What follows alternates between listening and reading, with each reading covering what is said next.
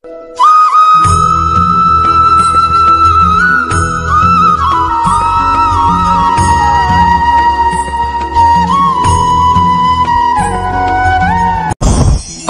আসলে কি? আমরা সবাই জীবনে অমৃত লাভ করতে চাই, কিন্তু এই অমৃত আসলে কি? এ কি অমরত্ব লাভ করার কোনো মন্ত্র, নাকি সামনে এগোনোর কোনো পথ, নাকি অমৃত সেই রস যা অসুর আর দেবতারা সমুদ্র মন্থন করে লাভ করেছিলেন, নাকি সেই ওষুধ যা ঋষি মুনিরা ভ্রমণ করে খুঁজে বের করেছিলেন? অমৃত যদি কিছু হয় তাহলে তা হলো আশা।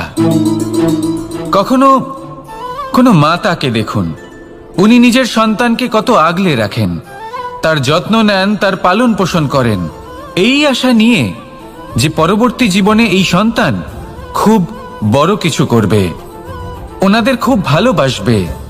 এবার আগামী দিনে কি হতে চলেছে তা আমরা জানি না, পর মুহূর্তে কি হতে চলেছে তা আমরা জানি না, আগামী মুহূর্তে আপনি জীবিত থাকবেন কিনা সেটাও আমরা জানি না। কিন্তু আমরা অনেক বছরের পরিকল্পনা বানিয়ে ফেলি, সেটা অবশ্য মন্দ নয়। দেখুন, জীবন যাপন করার এই আশা, এটাই ভবিষ্যতের আধার হতে পারে। তাই এই আশা হলো গুরুত্বপূর্ণ, তাই একে নিজের সাথেই রাখুন। কথায় আছে যে ব্যক্তি নিরাশ হয়ে পড়েন, যার মধ্যে কোনো আশা বাকি থাকে না, তিনি হয়তো বেঁচে আছেন কিন্তু একটা মৃত জীবন যাপন করছেন। তাই এই আশার সঙ্গ কখনো ত্যাগ করবেন না, একে চিরকাল নিজের সাথেই রাখুন। জীবন আনন্দময় হয়ে উঠবে, আর এই হৃদয় তা ভালোবেসে বলবে রাধা রাধা। মানুষের সবথেকে বড় শক্তি কি? তার বাহুবল, অর্জন করা ধন, নাকি তার পেছনে দাঁড়িয়ে থাকা তার সমর্থক বা প্রশংসকদের দল, নাকি ঈশ্বরের আশীর্বাদ? সেটা কি? মানুষের সবথেকে বড় শক্তি হলো একটাই, আর তা সকলের মধ্যে আছে, আর তা হলো তার নিজের অস্তিত্ব, যা অন্য কারোর মধ্যে নেই। সংসারে অনেক লোক রয়েছেন, কিন্তু কেউ আপনার মতো নন। এটা হলো আপনার শক্তি, এ হলো আপনার নিজস্ব শক্তি। দুর্ভাগ্যবশত বেশিরভাগ মানুষ এটা বুঝতে পারেন না, নিজের শক্তিকে চিনতে পারেন না। কিন্তু যদি আপনি চিনতে পারেন, তাহলে আপনি নিজের অন্তরে অনুভব করবেন একটা অসীম শক্তির অস্তিত্ব। যে সাফল্যের পথে আপনি চলছেন, আপনি দেখবেন যে এই সাফল্যের দ্বার নিজে থেকেই খুলে গেছে। শুধু প্রয়োজন হলো নিজের এই শক্তিকে চিনে নেবার, নিজের এই বিশেষত্বকে বোঝার। কারণ এই যে আপনার বিশেষত্ব, এ কোনোদিনও আপনার থেকে দূরে চলে যাবে না, চিরকাল আপনার সাথে জড়িত থাকবে। যদি আমি বাহুবলের কথা বলি, সময়ের সাথে সেটা চলে যাবেই। যদি কথা বলি অর্জিত ধনের, তাহলে সময়ের সাথে সেটাও চলে যাবে। মিত্র, পরিবার, বন্ধু, আশীর্বাদ, এই সব কিছু আপনার থেকে দূরে চলে যেতে চলেছে, সেটা আপনিও জানেন। কিন্তু এই যে আপনার অস্তিত্ব, আপনার বিশেষ শক্তি যা শুধু আপনার সাথে আছে, তা চিরকাল আপনার সাথেই জুড়ে থাকবে। দরকার হলো শুধুমাত্র এটা চিনে নেওয়ার, নিজের উপর বিশ্বাস রাখার, আর জীবনে এগিয়ে চলার। আপনি যদি এটা করেন, তাহলে সবাই এটা দেখে আপনার থেকে শিক্ষা নেবেন। তাহলে এটাই করুন, আর আমার সাথে ভালোবেসে বলুন রাধা রাধা। জীবনে অনেক সময় আমরা সমস্যার জালে এমন ভাবে জড়িয়ে পড়ি যে আমরা বুঝতেই পারি না যে আমাদের কি করা উচিত, কার সাহায্য চাইবো, কার সাথে দেখা করব, বুঝতেই পারি না। অনেক সময় এমন হয় যে সমস্যা আমাদের থেকে শুরু হয় না, অন্য কারোর থেকে শুরু হয়। অনেক সময় এই সময় এমন খেলা খেলে যে আপনি সেই সমস্যায় ফেঁসে যান। কিন্তু সমস্যা যেখান থেকেই শুরু হোক না কেন, সেই সমস্যার সমাধান আপনাকে করতেই হবে। অনেক সময় মানুষ এমন বলেন, আমার অতীত এত বাজে, সেটা শুধরে কি হবে? এই ভুলটাই তারা করে বসেন।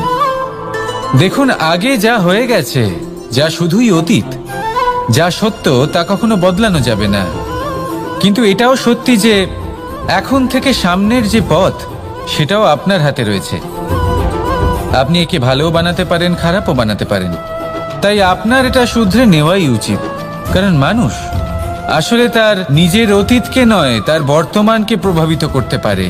এই বর্তমানই পরবর্তীকালে অতীত হবে, যা আপনি শুধরে নিতে পারেন। তাই আপনি সেই চেষ্টাই করুন, নিরন্তর চেষ্টা করুন। ধনাত্মক দৃষ্টিভঙ্গি নিয়ে নিজের বুদ্ধি প্রয়োগ করুন, সাহসের সদ্ব্যবহার করুন, যাতে আপনার আগামী সময় আপনি আরো ভালো করে তুলতে পারেন। আপনার সমাপ্তি আর সমাপ্তির পথে এই যাত্রা, তাকে আপনি সুখময় করে তুলতে পারেন। তাহলে এটাই করুন আর আমার সাথে ভালোবেসে বলুন, রাধা রাধা। আমাদের এই বর্তমান আর ভবিষ্যৎকে সুন্দর করার উপায় কি? কেউ বলবেন আজ নিরন্তর পরিশ্রম করতে থাকো, কর্ম এবং চেষ্টা করতে থাকো। তার থেকেও বেশি গুরুত্বপূর্ণ কিছু আছে, বিগত অতীতের সাথে শান্তি স্থাপনা করা। কারণ অনেক সময় আপনার এই অতীত আপনাকে সামনে অগ্রসর হতেই দেয় না। আর অতীতের এই বিতৃষ্ণা যদি আপনি ভুলতে না পারেন, তাহলে বর্তমানের এই মিষ্টি সুখ আপনি কিভাবে উপভোগ করবেন, ভবিষ্যৎকে কিভাবে সুন্দর বানাবেন? তাই এই অতীতকে ভুলে যান, এর থেকে যা শিক্ষা প্রাপ্ত করার করে নিন, আর বর্তমান এবং ভবিষ্যৎকে আরো সুন্দর করে তুলুন। আর আমার সাথে ভালোবেসে বলুন, রাধা রাধা। কথায় আছে যে নিজে করে দেখো, নিজে অভিজ্ঞতা প্রাপ্ত করো, নিজে শেখো, নিজে জানো। এতে কোনো কিছুই অনুচিত নেই। দেখুন, এমন নতুন কিছু করা যা আজ পর্যন্ত কখনো কেউ করেননি, তার থেকে যে অভিজ্ঞতা আসবে তা না শুধু আপনার জন্য বরং সবার জন্য লাভদায়ক হবে। যারা আপনাকে দেখে শিখছেন তাদেরও এতে লাভই হবে। কিন্তু সমস্যা কোথায় উৎপন্ন হয় সেটা আমি আপনাকে বলি। আমাদের জীবনকাল এতটাও বড় নয় যে প্রত্যেক কাজ করে আমরা অভিজ্ঞতা দ্বারা কিছু শিখতে পারবো। এবার ধরুন, এই যে আগুন গরম হয়, এটা জানার জন্য সংসারের প্রত্যেক মানুষকে আগুনে হাত দেওয়ার কোনো প্রয়োজন নেই। সংসারে অনেক লোক রয়েছেন, অনেক মহাপুরুষ ছিলেন, বিদ্বান লোক ছিলেন, বুদ্ধিমান লোক ছিলেন, যাদের অভিজ্ঞতা দ্বারা আমরাও শিখতে পারি। ওনাদের জীবনকে দেখে আমরাও অভিজ্ঞতা লাভ করতে পারি। যদি এটা করেন তাহলে জীবন আরো কিছুটা সরল হয়ে যাবে। নয়তো আমাদের কাছে তো বিকল্প রয়েছেই। আগুনে হাত দিয়ে দেখুন, সমুদ্রে ঝাঁপ দিয়ে দেখে নিন, অনেক বিকল্প রয়েছে। সিদ্ধান্ত আপনারই। তাই সঠিক সিদ্ধান্ত নিন আর আমার সাথে ভালোবেসে বলুন, রাধা রাধা। জীবনে যখনই আমাদের সামনে কোনো সংকট আসে, তখন আমাদের সামনে দুটো পথ খোলা থাকে। প্রথম পথ ভয়ভীত হয়ে যাওয়া, দ্বিতীয় পথ সাহসের সাথে তার সম্মুখীন হওয়া। এই দুইয়ের উদ্দেশ্য সমান, লক্ষ্য হলো সমান, আত্মসুরক্ষা, জীবন রক্ষা। কিন্তু ভয়কে দুর্বল মনে করা হয় আর সাহসকে আপনার বল বলে মনে করা হয়। কারণ হলো এটাই যে ভয়, তা হলো শুধুমাত্র একটা প্রতিক্রিয়া, আর সেইখানে সাহস, এটা হলো একটা নিশ্চয়, একটা প্রতিবদ্ধতা। আর যদি সাহসের সাথে আপনি সংকটের সম্মুখীন হন, তাহলে হয়তো সেই সংকট আপনি চিরকালের মতো দমন করতে পারবেন। কারণ বিপদ যখন আসে তখন সর্বপ্রথম আমাদের দ্বন্দ্ব হয় এখানে, মনে। সেই বিপদের সম্মুখীন আমরা এখানে হই। যদি এই হৃদয়কে, এই মনকে আপনি সাহসী করে তুলতে পারেন, তাহলে তাতে কখনো ভয় আসবে না। আর সেই বিপদের সম্মুখীন হওয়াও সরল হবে, জয়লাভ করাও সরল হবে। তাই নিশ্চিত রূপে সাহস হলো অধিক শ্রেষ্ঠ। জীবনে যখনই কোনো সংকট আসবে, তখনই সাহসের সাথে তার সম্মুখীন হন আর আমার সাথে ভালোবেসে বলুন, রাধা রাধা। পরিস্থিতি কখনো এটা ভালো থাকে, আবার কখনো মন্দ হয়ে যায়। কখনো এই পরিস্থিতি আমাদের পক্ষে থাকে, আর কখনো এই পরিস্থিতি অনুযায়ী আমাদের চলতে হয়। কোনো বিকল্প থাকে না। কিন্তু যখনই এই পরিস্থিতি খারাপ হয়ে যায়, তখন কি করা উচিত সেই প্রশ্ন মনে জেগে ওঠে। পরিস্থিতি যখন প্রতিকূল হয়, তখন আমরা কিছু হারালে তা হারিয়ে ফেলি, ঠিক আছে, কিন্তু যা বাকি আছে সেটা আমরা আগলে রাখতে পারি। পরিস্থিতিকে সামলে রাখার চেষ্টা আমরা অবশ্যই করতে পারি, শুধু সেটুকুই আমাদের হাতে রয়েছে। কিন্তু এর থেকেও বড় সমস্যা আছে, অহংকার। কখন প্রবেশ করে আমরা জানতেও পারি না। এই অহংকার আপনাকে বুঝতেও দেবে না যে আপনি সত্যি কিছু হারিয়েছেন। আপনার কিছুই যাবে আসবে না। দেখতে গেলে আকাশের সূর্য নিজের প্রকাশ হারিয়ে ফেলে যখন অন্ধকার ঘনিয়ে আসে। তাহলে আমরা কে হই? ওনার সামনে তো কিছুই নই। এই অহংকার আমাদের দমন করতেই হবে। এটা বিশ্বাস করতে হবে যে এই সমগ্র সৃষ্টিতে আমরা শুধুমাত্র একটা কণা, তার থেকে বেশি আর কিছুই নয়। বিশ্বাস করতে হবে যে আমরা ততটাও বড় নই যে কখনোই কিছুই হারাবো না। এবার যেদিন এই জ্ঞান আপনি আত্মস্থ করে নিজের আচরণ পাল্টাবেন, মনে রাখবেন সেই দিনই অহংকারকে দমন করতে আপনি পথে অগ্রসর হয়ে পড়েছেন। এই অহংকারকে দমন করুন আর আমার সাথে ভালোবেসে বলুন, রাধা রাধা। তালা অনেক পুরনো একটা আবিষ্কার। যবে থেকে এই সংসারে বহুমূল্য বস্তু নির্মিত হয়েছে, তবে থেকেই এই তালা নির্মাণ হয়েছে। তবে থেকে এর ব্যবহার করা হয়েছে, যাতে উচিত সময় এলে পরে আমরা আমাদের বহুমূল্য জিনিসগুলো সুরক্ষিত রাখতে পারি এবং সময় এলে পরে বের করে সেগুলি ব্যবহার করতে পারি। এবার একটা গুরুত্বপূর্ণ তথ্য আছে যেটা জানা অত্যন্ত গুরুত্বপূর্ণ, এবং সেটা হলো যে একটা তালা নির্মাণের পূর্বে তা খোলার যন্ত্র অর্থাৎ তার চাবিটি নির্মাণ করা হয়, এবং এটাই জীবনের খুব বড় একটা শিক্ষা প্রদান করে যায়। আমাদের জীবনে যখনই কোনো সমস্যা আসে তখন ভয়ভীত হওয়ার কোনো দরকার নেই, কারণ এই প্রকৃতি, এই ঈশ্বর এই সমস্যার সমাধান তথা এর চাবি আগে থেকেই নির্মাণ করে রেখে দিয়েছেন। শুধু দরকার হলো সেই সমস্যার ঊর্ধ্বে উঠে সেই সমাধান খুঁজে বের করা। মানুষ অনেক সময় সমস্যা দেখে ভীত হয়ে পড়েন, চিন্তিত হয়ে পড়েন, নিজের বিবেক হারিয়ে ফেলেন। আপনার শুধু এই মনকে শান্ত করা প্রয়োজন। এই শান্ত মনের সাথে এই সমস্যার নিবারণ খুঁজে নিতে হবে। তাই সমস্যা যতই তীব্র হোক না কেন, ভয় পাওয়ার কোনো প্রয়োজন নেই। পরম শান্ত মনে সমাধান খুঁজে বের করুন। আসুন আমার সাথে ভালোবেসে বলুন, রাধা রাধা। মানুষ বড়ই বিচিত্র প্রাণী। অধিক থেকে অধিকতর ধন লাভ করার চেষ্টায় নিজের শরীরকে নষ্ট করে ফেলেন, নিজের শক্তি হারিয়ে ফেলেন, নিজের সামর্থ্য হারিয়ে ফেলেন। আর যে ধন লাভ করেন সেটা কোথায় যায়? সেই শক্তি, সেই সামর্থ্যকে আবার ফিরে পাওয়ার জন্য।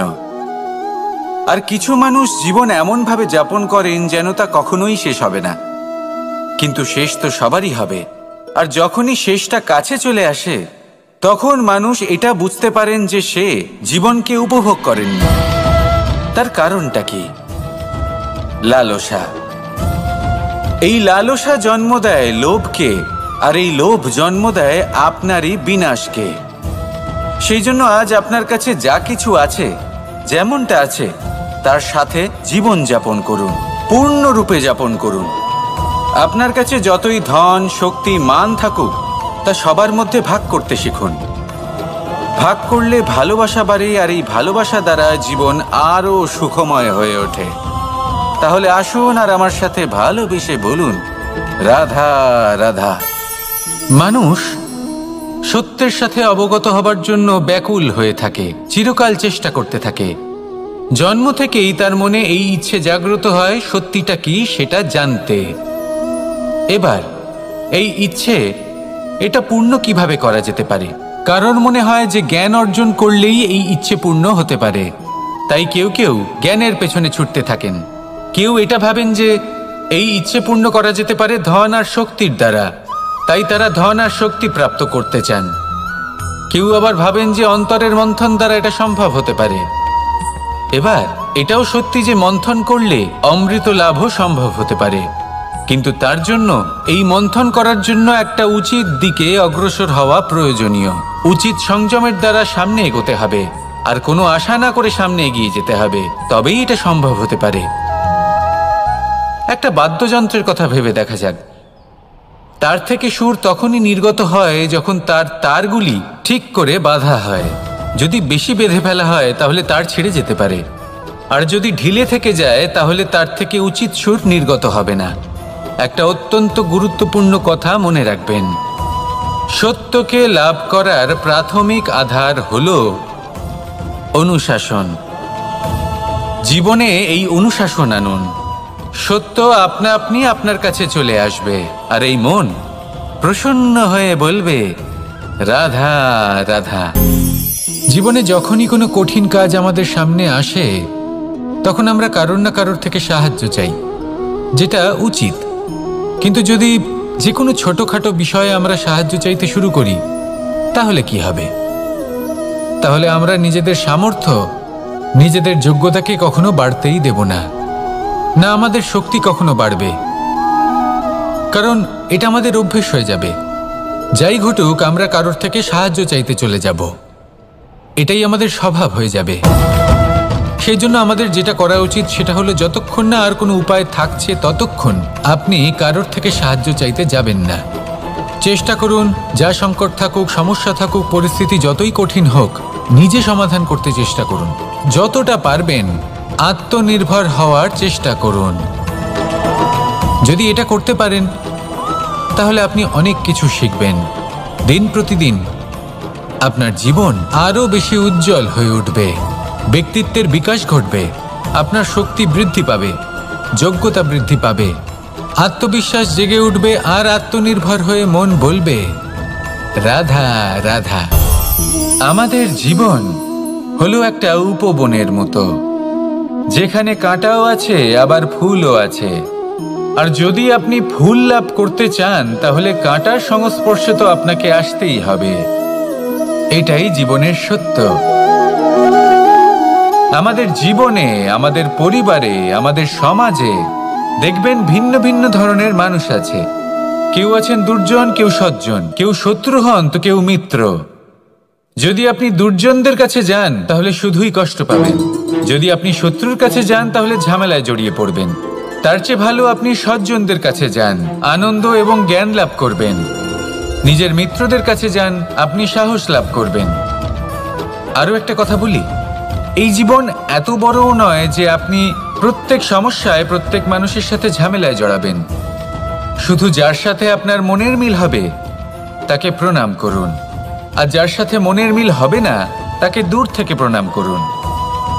কিন্তু মনের মধ্যে থেকে প্রেমের বোধ কোথাও যেতে দেবেন না, কারণ এই ভালোবাসাই শেষ মুহূর্তে আপনার উচিত পথ প্রদর্শন করবে। তাই এই ভালোবাসাকে মনে জাগ্রত রাখুন, আর এই ভালোবাসার সাথেই বলুন রাধা রাধা। কোনো এক সময়ের কথা, একজন জেলের একটা ছোট্ট পুত্র ছিল। সে ভাবল যে আমি আমার বাবার মতোই মাছ ধরব। তখন সে একটা লাঠি নিল, তাতে দড়ি বাঁধল, আর সেই দড়ির মুখে যে কাঁটা বিঁধে থাকে তাতে চারা ঝুলিয়ে জলে ফেলল আর বসে থাকল। কিছু সময় পরে জলে একটি তরঙ্গ দেখা গেল। ও বুঝতে পারল খুব বড় একটা মাছ ফাঁদে পড়েছে।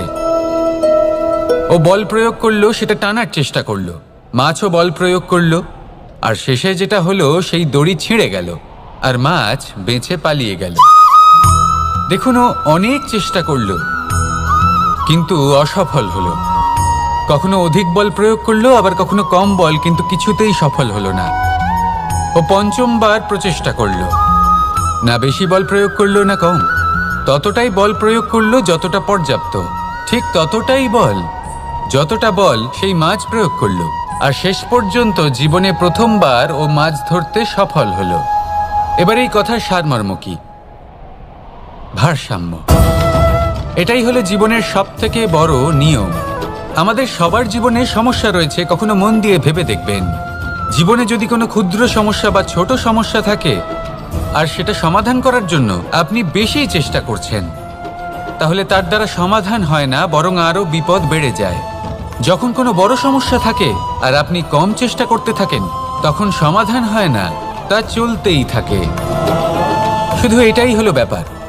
জীবনের সমস্ত সমস্যার একটা ভারসাম্য বজায় রাখা, যদি এটা আপনি শিখে ফেলতে পারেন, জীবনটা আপনার হাতের মুঠোয় থাকবে। আসুন আমার সাথে ভালোবেসে বলুন রাধা রাধা।